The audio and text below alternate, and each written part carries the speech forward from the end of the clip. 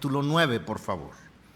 Vamos a tratar de llegar a cubrir todos los puntos en esta hora, ahí en el capítulo 9, que tenemos como porción de las Escrituras para estudiar. Pero nuestro texto, el texto que vamos a estar aprendiendo durante la semana es el versículo 7.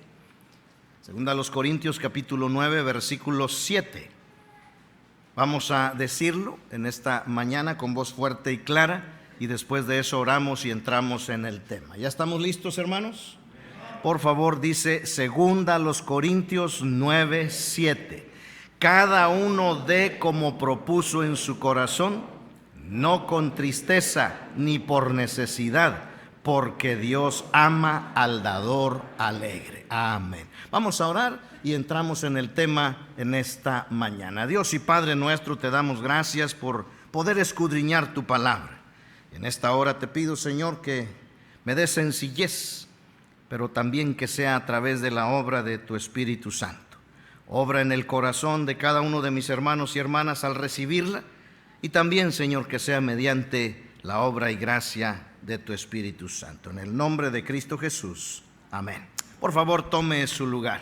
Tome su lugar. Dice la introducción ahí de nuestra lección. Hoy continuaremos con el estudio de Segunda a los Corintios, capítulo 8, versículo 9, en cuanto a la ofrenda promesa de fe. Estudiamos la semana pasada que las iglesias de Macedonia, aún en su profunda pobreza, no querían perder la bendición de dar. Y es que, hermanos, cuando entendemos la bendición de dar, hermanos, es imposible no dar. ¿De qué se trata la bendición de dar? Hermano, si no damos, Dios corta su bendición. Amén. Pero cuando nosotros damos, Dios está comprometido en bendecir. Por eso, el apóstol Pablo no prohibió que aquellos que estaban en profunda pobreza dieran. Quizá usted y yo, al ver a una persona así o a una familia así, pudiéramos decir, bueno, es que son muy pobres. Al contrario, nosotros necesitamos darles. Pero al nosotros prohibir que den, le estamos cortando la bendición de Dios. Cuando nosotros lo entendemos, debemos de llegar al punto y a la actitud que tuvieron estos de Macedonia, que rogaron a Pablo que les dejara participar y que les dejara dar. Yo creo que si alguna ocasión alguno de ustedes va a mi oficina y me dice con lágrimas en los ojos y me jala del cuello y me dice, pastor, yo quiero dar más, déjeme dar más, ahí voy a azotar. Ahí me va a dar el infarto. Amén. Pero necesitamos entender ese contexto, porque Dios bendice al dador alegre. Amén. ¿Cuántos creemos eso? Hoy vamos a tener la oportunidad de demostrarlo a través de dar nuestra promesa de fe. Ahora, dice la introducción de la lección, en este capítulo veremos el resultado de dar. Según la filosofía del mundo, cuando damos, perdemos, pero no es así según la filosofía de Dios. Según la filosofía de Dios, cuando damos, ganamos. Note lo que dice Hechos 20:35. Hechos 20:35 es una porción que a veces citamos de memoria y compartimos y decimos que lo creemos. Note lo que dice: en todo os he enseñado que trabajando así se debe ayudar a los necesitados. Y recordar las palabras del Señor Jesús que dijo, ¿qué dijo? Más bienaventurado es dar que recibir. Amén. Y bueno, yo espero que lo creamos y lo practiquemos. Dice en nuestra introducción, muchos no conocen la gracia de recibir porque piensan que reteniendo les irá mejor. Y eso es un error. Es totalmente lo contrario. Cuando nosotros retenemos, se corta la bendición de Dios. Pero cuando nosotros damos, sigue fluyendo la bendición de Dios. Hay una pregunta ahí. ¿Eres tú de los que no dan a misiones? ¿Piensas que es pérdida para ti o para tu familia? Espero que esta lección nos ayude a todos a comprender la verdadera naturaleza que hay en el sembrar y el cosechar. Dice ahí en 2 Corintios capítulo 9, versículos 1 al 5. Voy a leer los primeros 2 versículos, sígame con su vista. Dice: cuanto a la ministración para los santos, es por demás que yo os escriba, pues conozco vuestra buena voluntad, de la cual yo me glorío entre los de Macedonia, que Acaya está preparada desde el año pasado, y vuestro celo ha estimulado a la mayoría. Vamos a ver el primer punto, la naturaleza de sembrar. Notemos, hermanos, ahí en el inciso A del primer punto, nos hace notar una frase: vuestro celo ha estimulado a la mayoría. Ese celo, hermanos, lo podemos entender como una pasión que tenían por dar. Amén. Pablo estaba en Macedonia. Los que recibieron esta carta estaban en la provincia de Acaya, en la ciudad de Corinto. Y el año anterior, los de Corinto habían mostrado mucho celo en prometer su ofrenda. Vamos a pedir a las hermanas que lean 2 Corintios, capítulo 8, versículos 10 y 11. Por favor, vamos a dejar que lean las hermanas. 2 Corintios, capítulo 8, vamos a agregar el versículo 12. Es versículos del 10 al 12. ¿Están listas, hermanas? Ok.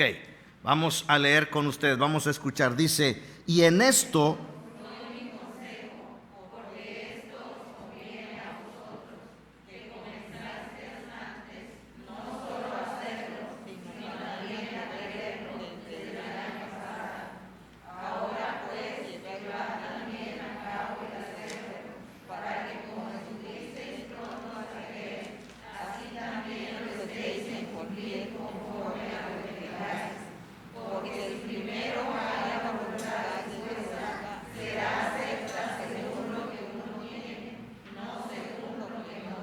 amén. El apóstol Pablo, el hermano Pablo, usó el ánimo de ellos como un ejemplo para estimular ahora a los de Macedonia, y fueron animados también.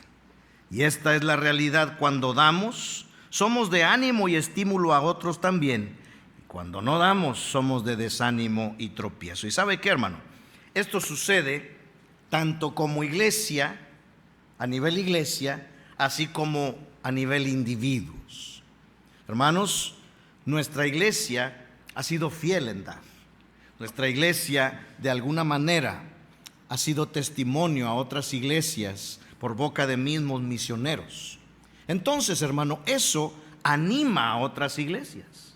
Damos gracias a Dios que, a pesar de la pandemia y de todas esas cosas que de alguna manera algunos quizá tomaron por pretexto, nosotros pudimos cumplir con los misioneros en este año misionero. Entonces, eso es testimonio de que sí se puede, amén.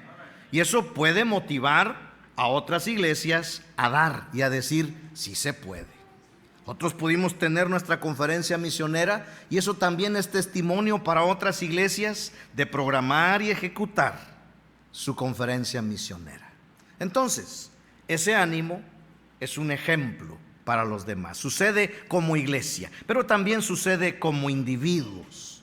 Cuando nosotros personalmente estamos animados en dar a misiones, otros se van a animar. Amén. Estábamos escuchando al pastor Astra, que tiene 50 y tantos años de dar a misiones, y gloria a Dios por eso. Yo tengo esta iglesia tiene 30 años de existir. Desde el primer año se nos ha enseñado a dar a misiones. Yo tengo 28 años de dar a misiones constantemente, fielmente, y Dios ha bendecido. Yo te animo y yo te reto a que des a misiones. Si tú nunca has participado, yo te reto a que lo hagas. Hazlo y verás cómo Dios bendice. Vamos a ver eso más adelante. Pero eso debe animar a otros a dar. Ahora, sucede lo contrario cuando andamos ahí cabizbajos. No, pues yo no voy a dar. Ahí nomás piden dinero. ¿Qué te hace pensar que no se ocupa el dinero para la obra de Dios? Para todo se ocupa el dinero, ¿sí? Para todo. Para vestirnos, para comer, para vivir, para trasladarnos, para todo se ocupa el dinero. Para la obra de Dios también es necesario el dinero. Entonces, yo te animo a que estés animado en dar a misiones. Pablo usó precisamente ese celo, esa pasión que estaban teniendo estos hermanos para retar a otros a que lo hicieran con la misma pasión y el mismo celo. Amén. Note lo que dice el inciso B, los versos 3 al 5 de 2 Corintios capítulo 9. Dice la palabra del Señor: pero he enviado a los hermanos para que nuestro gloriarnos de vosotros no sea vano en esta parte, para que, como lo he dicho, estéis preparados, no sea que si vinieren conmigo algunos macedonios y os hallaren desprevenidos, nos avergoncemos nosotros, por no decir vosotros, de esta nuestra confianza. ¿Qué estaba sucediendo aquí? Notemos esta frase: vuestra generosidad antes prometida. Y eso es lo que vamos a hacer hoy. Al participar en una promesa de fe, es una promesa. Ese dinero no va a entrar hoy a la tesorería de la iglesia, pero se ha prometido. Y hermanos, necesitamos entender que le estamos haciendo una promesa a Dios. Ahora, el apóstol Pablo aquí no estaba exigiendo nada a los hermanos de Corinto que ellos no hubieran prometido primero. Por eso, desde este púlpito les he animado y seguiré animándoles a cumplir con lo que hemos prometido al Señor, porque dice la Escritura que Dios no se gloría en los insensatos. Cumple lo que prometes. Amén. Cumple lo que prometes. Entonces, Pablo no estaba exigiendo nada que antes ellos mismos no hubieran prometido. Mandó a algunos hermanos. Notemos lo que dice 2 Corintios 8, 16 al 18. Ahora lo vamos a leer los varones, por favor. 2 Corintios capítulo 8, versículos 16 al 18. ¿Están listos los varones? Vamos a leer con esa voz tronante en esta mañana. Amén. Dice, nadie creyó eso. Leamos, dice: pero gracias a Dios que puso en el corazón de Tito la misma solicitud por vosotros, pues a la verdad recibió la exhortación, pero estando también muy solícito por su propia voluntad, partió para ir a vosotros. Y enviamos juntamente con él al hermano cuya alabanza en el Evangelio se oye por todas las iglesias. Noten el verso 22, voy a leerlo. Enviamos también con ellos a nuestro hermano cuya diligencia hemos comprobado repetidas veces en muchas cosas, y ahora mucho más diligente por la mucha confianza que tiene en vosotros. ¿Qué estaba pasando aquí, hermanos? Ahora, mandó a algunos hermanos, como lo acabamos de leer, para que les recordara que estuvieran preparados con la ofrenda que habían prometido, y que ese ejemplo que ellos habían sido no resultara falso. Ahora, hay que entender esto, hermanos. Una promesa puede resultar falsa. ¿Sabe qué se necesita? Hay dos cosas que necesitamos hacer en esta mañana. Número uno, necesitamos prometer. Pero número dos, necesitamos cumplir. ¿De qué sirve tener un presupuesto misionero de tanta cantidad, ¿sí?, si luego no va a entrar? ¿De qué sirve que usted le ponga ahí con tinta roja y le remarque bien, ¿sí?, si luego no va a cumplir? ¿Sí? Necesitamos entender que estas dos cosas son necesarias. Necesitamos participar, es decir, prometer, pero necesitamos saber que hay que cumplir. Qué tremendo, hermano, que muchas veces, en ese sentido, cristianos no son fieles en lo que le prometen a Dios. Son más fieles en pagarle a una mueblería, ¿sí? Son más fieles en pagar la luz, el agua, el gas, porque si no, pues te la cortan. Y como que no nos importa que Dios corte su bendición. Qué tremendo, ¿sí? Qué tremendo. Como cristiano, puede ser hallado falso en tu promesa. Igualmente como iglesia. Hermano, muchas veces hay un tremendo énfasis en la iglesia en cuanto a la conferencia misionera. Un desfile de misioneros y luego no apoyan. El misionero se queda esperando.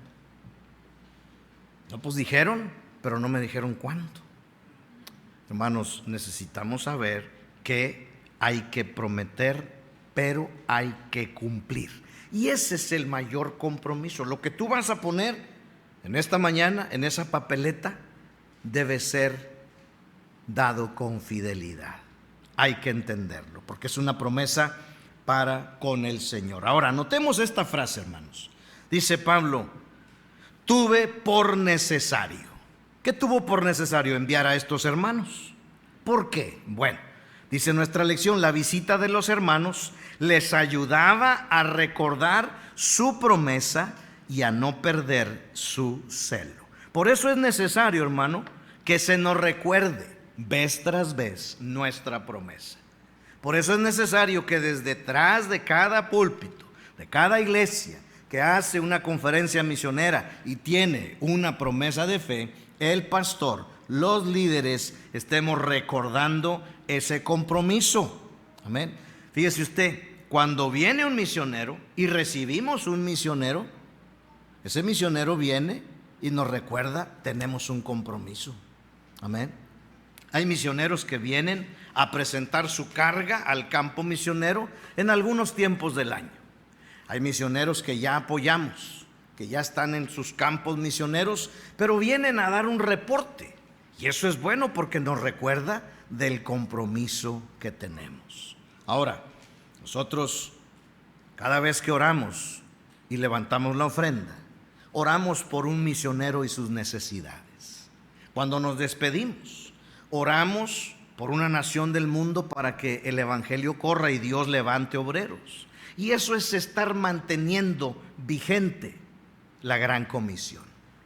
Qué bueno es tener conferencia misionera, pero si nada más el énfasis está una vez al año, fíjese usted, allá en la otra iglesia, yo le aprendí algo. Santo que no es visto. ¿Qué sigue? No, aquí puro cristiano, de hogar cristiano, ¿verdad? Santo que no es visto no es adorado. Entonces, si nosotros mismos no promovemos mantener vigente nuestro compromiso con la obra misionera, con una visión mundial, con nuestra promesa de fe, se va a ir apagando, se va a ir apagando.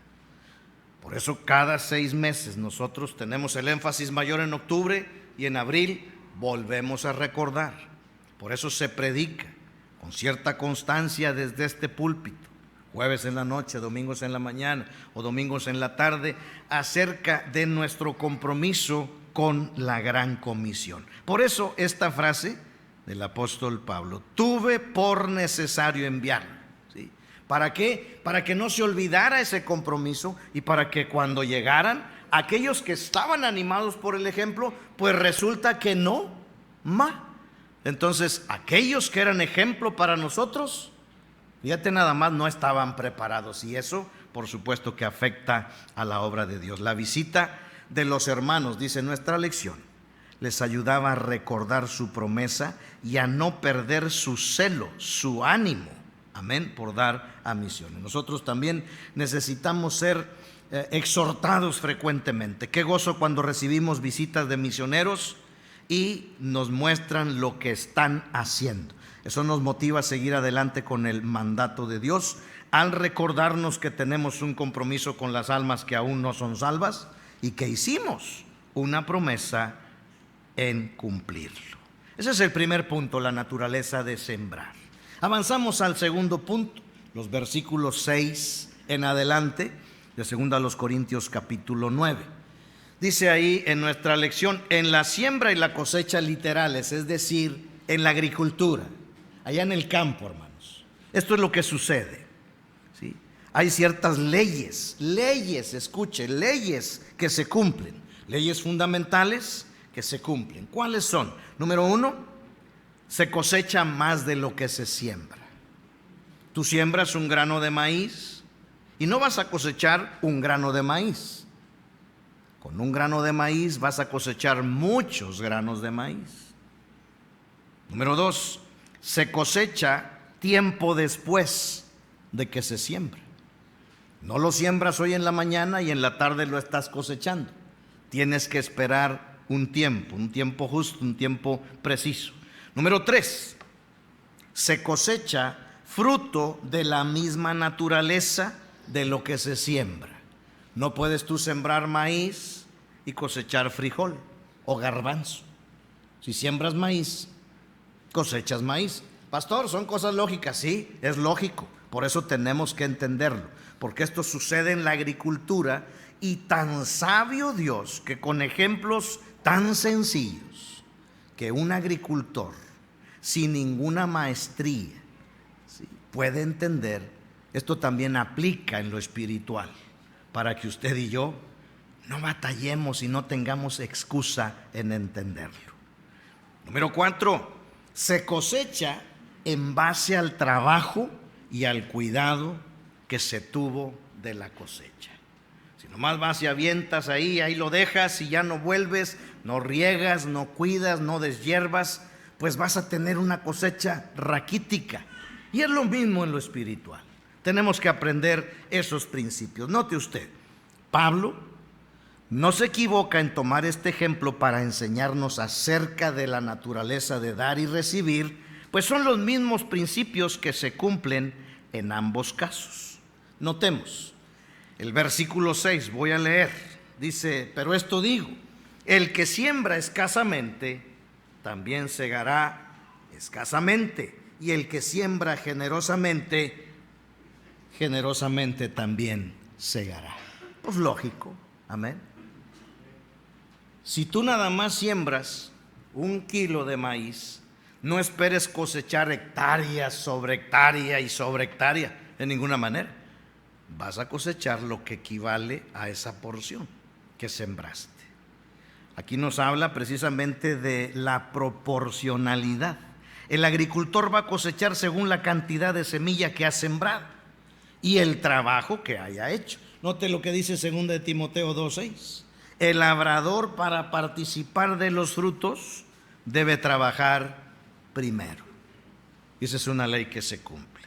Ofrendar para la obra del Señor siempre va a tener una recompensa, escuche, proporcional a lo que el cristiano da, conforme a sus posibilidades. Notemos esta porción en Proverbios 11:25. Dice: el alma generosa será prosperada, y el que saciare él también será saciado. Pero vamos todos por favor a Lucas 6. Ahí en Lucas capítulo 6, el versículo 38, lo vamos a leer todos por favor. Lucas 6:38. Ya llegó. Vamos a leerlo. Dice: dad y se os dará, medida buena, apretada, remecida y rebosando darán en vuestro regazo, porque con la misma medida con que medís, os volverán a medir. ¿Qué significa esto? Imagínense que usted va al rancho, acaban de levantar la cosecha de frijol, amén, y luego la gente de ahí del rancho le dice: pues llévate frijolito. ¿Sí? No, hombre, pues no traje en qué. Y agarran ahí un recipiente y empiezan y le ponen, le avientan una pala del grano. Ten, llévatelo. Bueno, pues gracias, se agradece. Pero ¿qué tal si esa persona a ese recipiente lo llena y después de llenarlo lo aplana para que se acomode? Va a bajar el nivel y luego lo vuelve a rellenar y lo vuelve a aplanar. Y no nada más lo aplana, sino que le empieza a menear para que se acomode. Va a bajar todavía ese grano, ese nivel, y le vuelve a echar, y le vuelve a echar, y le vuelve a echar, copeteado. ¿A cuántos nos gustaría que así nos trataran? ¿A todos? Allá antes, yo me acuerdo cuando era niño, se acostumbraba en las tiendas, en los tendajos allá en los pueblos, que ibas, comprabas algo y te daban el pilón. ¿Cuántos se acuerdan de eso? Te daban un pilón Un pilón de lo que llevaras, un extra, ¿sí? El pilón. Ahora, aquí dice, dad y se os dará, medida buena, apretada, remecida, rebosando darán en vuestro regazo.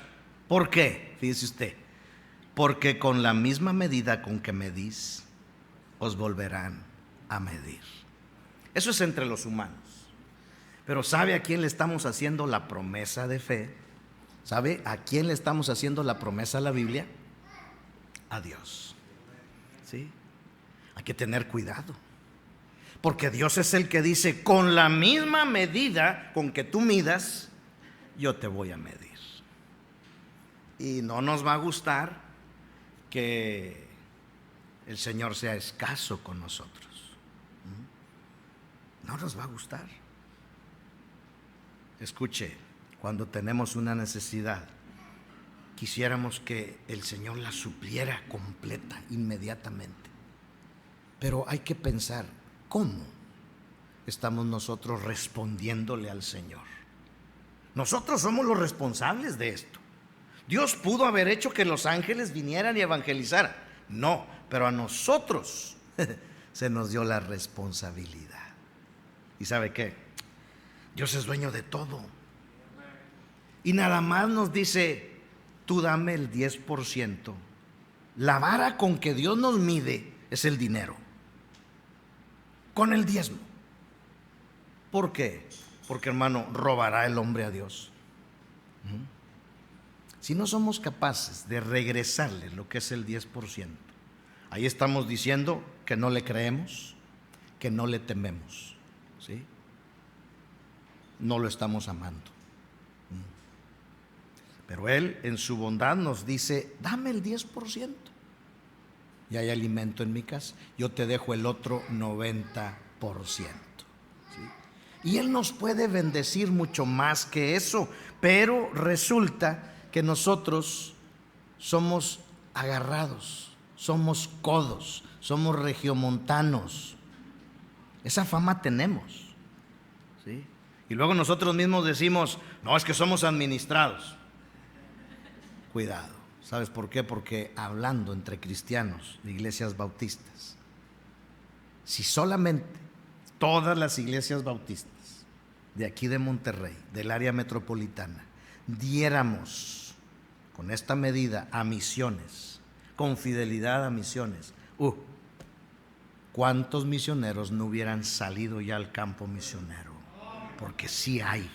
El problema es que nosotros, fíjese, voy a usar unas palabras muy altas, a ver si las entienden.